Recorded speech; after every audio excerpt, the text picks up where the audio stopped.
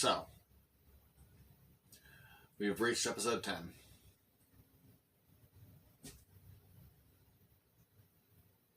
Yay.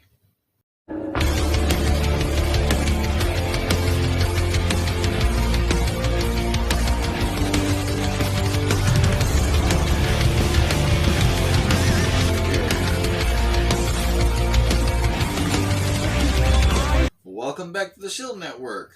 My name is Bad News Harris, and over the last 9 episodes, I've been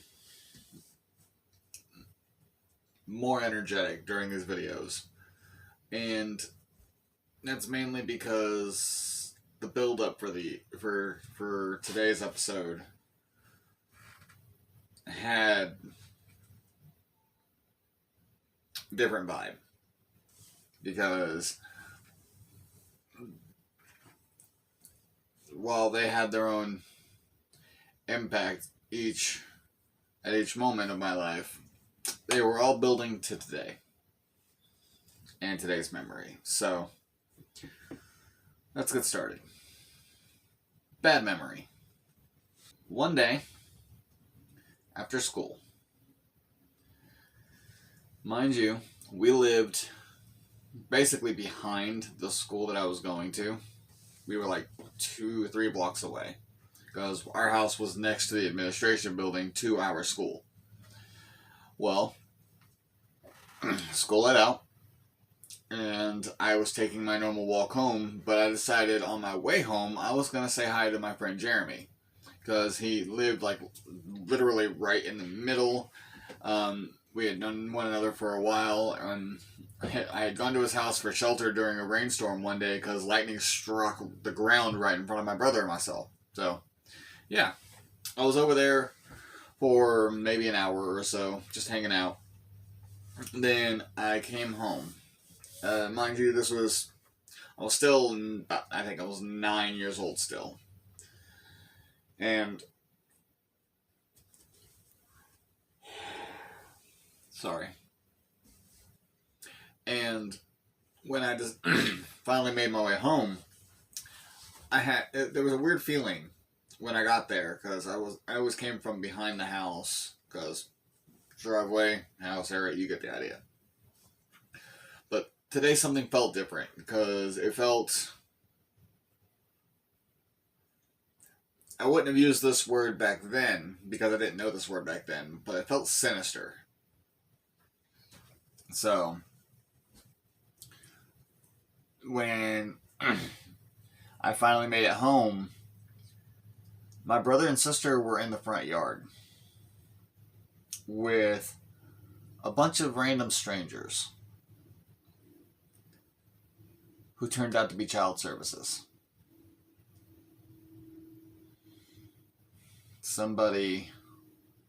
Probably someone from our school, called child services on us for some reason. I still don't know why, because our house wasn't horrible. We weren't horrible. We were always clean. We were always fed. It's just, I don't know. But my brother and sister were being watched over by someone in the yard, and I didn't know what was going on, so I rushed into the house because I was scared. And there were more people inside searching the house, looking around, taking photos of things. I was so confused. I still don't know what they were looking for. I don't know who did it or why. It's just, and this was during one of my dad's work days. He was still on his way home from one of his long trips, so he had no idea what was going on. My mother was gone. We had no fucking clue where this woman was. And they've got these people taking photos. We've got other people saying they didn't need to take photos, but go ahead and do it. We had people in each of our bedrooms. It was so strange. And my sister said that they were here to take us, but I didn't know what that meant. until they took us, packed us all three into the back seat of a car, and drove us to wherever the hell they took us, that shelter place. And we were there for hours. We didn't have any idea if slash when our mother would be around to get us, how we would be taken home, anything like that. We didn't know anything. We had no idea what was going on. Like, we didn't see one of our parents until late that night, like super fucking late that night. My dad managed to find us, and he made for damn sure that he saw us that night. But they wouldn't let us go with him, and I still don't know why. Then it like we were at the shelter for I think like a day or two until they sent us home with my grandmother. My grandmother on my mother's side, because my mom's mother had the same last name as my dad. So they assumed that that was who we were going to, even though my grandmother on my dad's side perished when I was like 5 or 6 years old. I would know. I was there. And we got stuck having to go home with our grandmother, and our mother never coming to see us while we were there. We were just stuck with our grandmother, and my grandmother hated my dad for. I never understood this. I still don't get it. But my grandmother hated my dad so bad that she refused to let him inside of that house. Like, so much so, he refused to go back to his truck driving job, so he wasn't gone for long periods of time. He went from that to being, I think it was a mechanic at a car garage that was, I think, a couple of blocks away from my grandmother's house. We don't know who did it, and we don't know why. It's just child services stuck us with our grandmother, the mother of the child that they took us from. And then we were stuck there. And the worst part, not even the worst part, but one of the really fucking shitty parts was learning how my mother felt about being a mother through all of this. Because during one of our mandated meetings with child services, and my dad had started divorce proceedings almost immediately after this shit started, while this shit was going on, because that was his final straw. And during the meeting, when he dropped that bombshell on her and gave her the divorce papers, she stormed out of the meeting with us, our child services person, and my dad. She literally slammed door everything, screaming that she was done, and that I quote this because I remember it very vividly, he can have those damn kids. Those damn kids.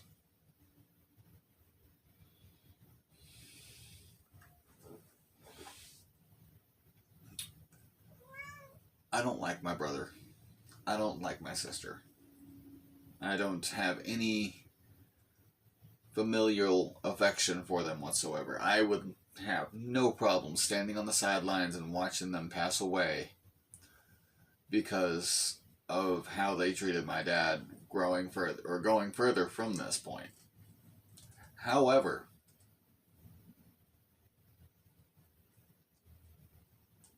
no child deserves to hear a parent say something like that. We are not just damn kids. No kids are just damn kids. We didn't deserve that. No kid deserves that.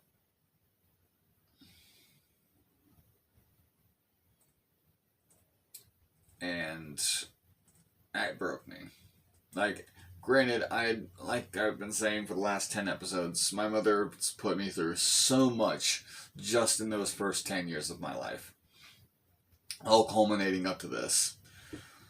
But being punched in the face, being forced to drink scalding hot coffee, forced to smoke an entire carton of cigarettes, having my hand slammed into a car door, my hand shoved onto a hot oven rack fresh out of the oven, being locked into closets for hours on end.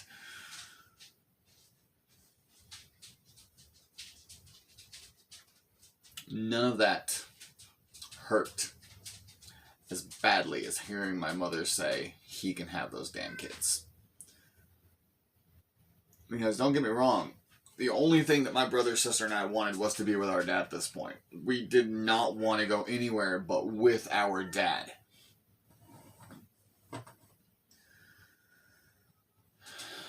But hearing a parent say that, no matter how horrible they were to you, just knowing that your very presence, existence, was at best an inconvenience for them. She even tried kidnapping my brother and me later on.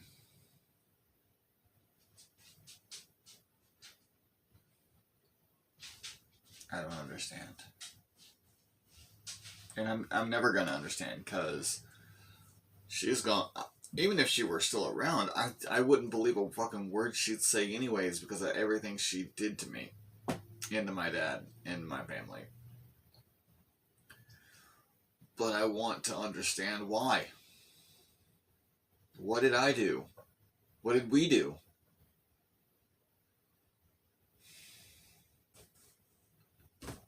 I'm never going to have answers. Good memory.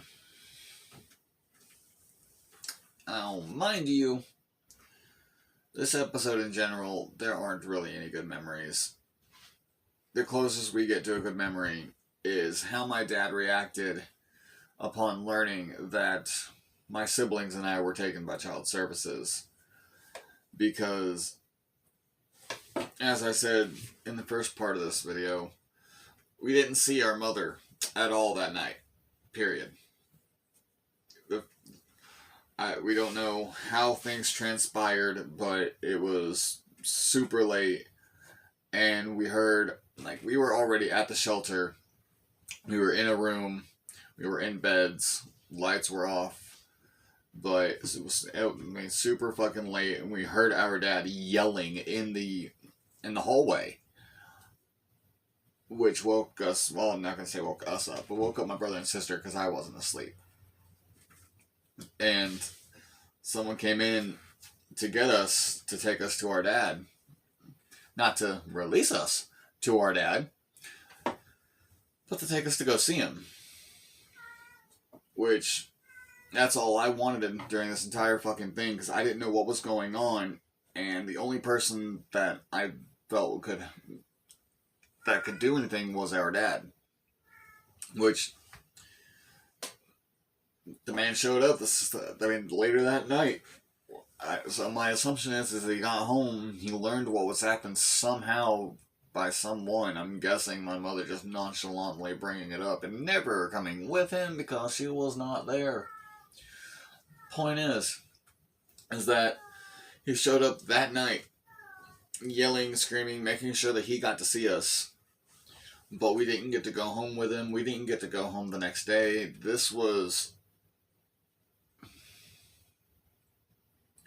It wasn't fun. And as I said in the first part of this video, services released us to my grandmother because she had the same last name as my dad, but she was not my dad's mother. My dad's mother had been gone since I was like 5 or 6. I was there when it happened. Anyway, and mind you, she didn't like my dad at all. Like, my grandmother never visited us at our homes at all. Like, it would be my mother taking us to go see her, but she would never come over to our house. And so, she had such a problem with him, and she hated him so badly that she refused to let him step foot inside of the house, even with us being there. Like, 100% refusal. He never got to step foot inside of that house. So what he did was he left his job as a truck driver and immediately got himself a job as a mechanic just a couple of blocks away from my grandmother's house. And then instead of going home every night, he would sleep in his car outside of my grandmother's house every single night. And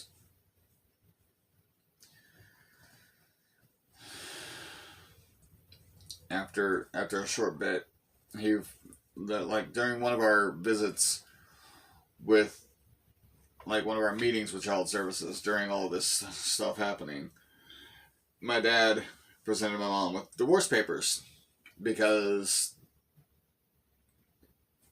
well, I mean, obvious, and it had to be obvious that he wasn't going to stand for this.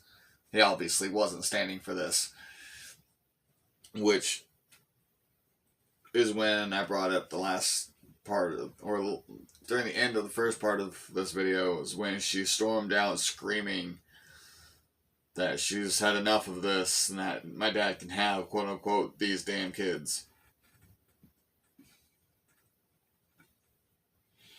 And I don't know how that made my brother and sister feel, but that fucking broke me, and my dad saw it. And the first thing he tried to do was comfort the three of us, because this was not a good day for any of us, anyone involved. And it just kept getting worse because they were refusing to release us to our dad.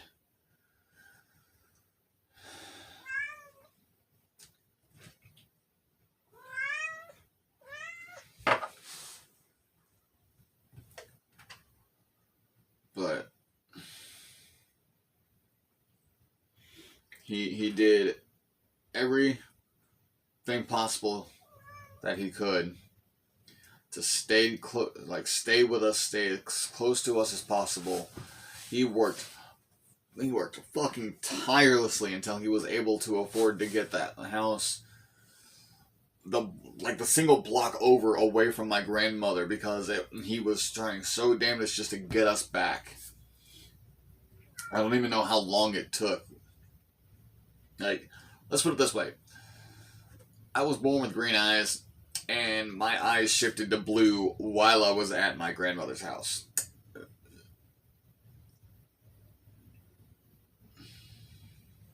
It was that long.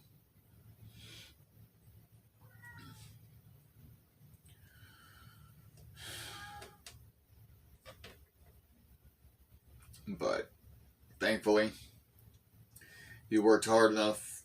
He was able to get a house rented, and after a while, child services finally let us go home with him. And the thing is I don't understand why they gave such flack, because we didn't have any other visits or meetings with child services after they let us go home with him, after he got the house. Like, we already had a house when this entire thing started. Like, we lived in a house already that my mother was still living in at this point. But I guess it's because she was over at that house and my dad was refusing to go home to it, and he was divorcing her, so I guess he did his damnedest to show that my mother was no longer in the picture, and that it was all him. And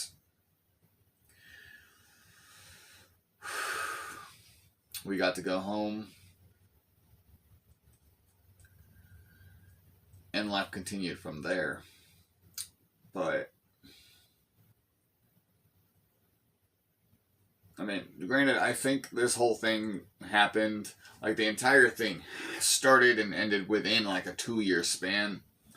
Because I'm still pretty sure I was 11, or no, no, I'm pretty sure I was 9 when they picked us up, and I'm pretty sure I was 11 by the time we got into the house with my dad. It was that long.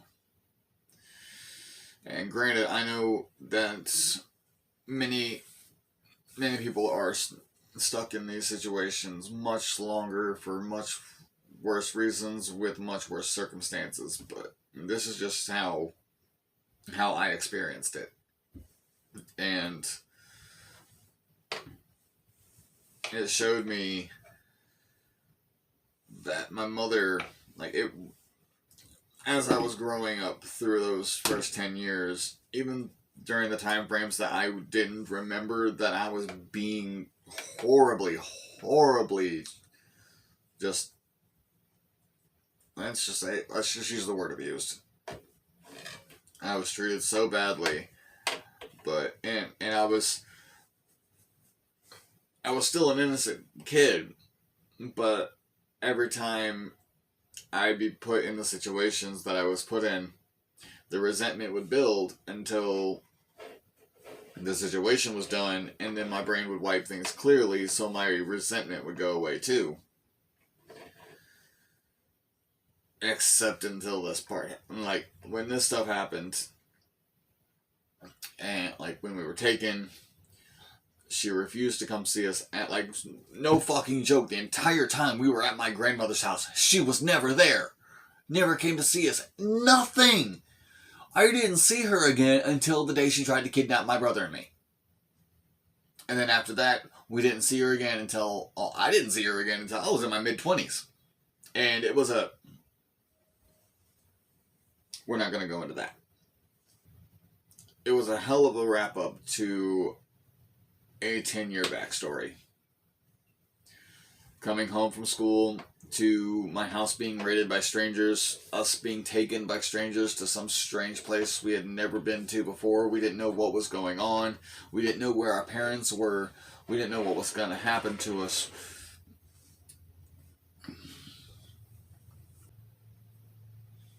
It did things to us. It did things to me. Like, it broke me mentally in so many ways that I still haven't recovered from it. Obviously, because here I am making videos about them. Trying to prepare myself to see a therapist with these problems. Because I have troubles talking to people directly. First 10... Well, I made 10 episodes of these to explain the first 10 years of my life. I might do another set to go through my teenage years. I'm not sure yet. This was really hard for me. Then again, if it was really hard for me and I still got through it, that's probably a good thing. So I might have to force myself to do my teenage years too. But yeah. And I don't have a final thought for the day, because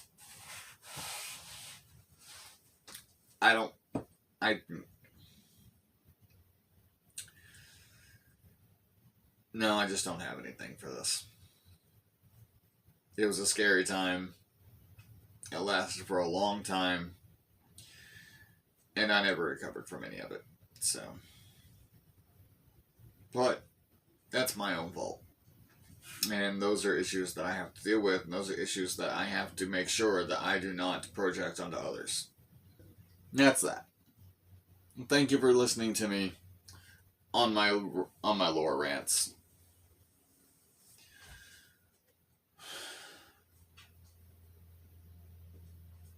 That's it for this first batch. I'll see you guys in the next videos.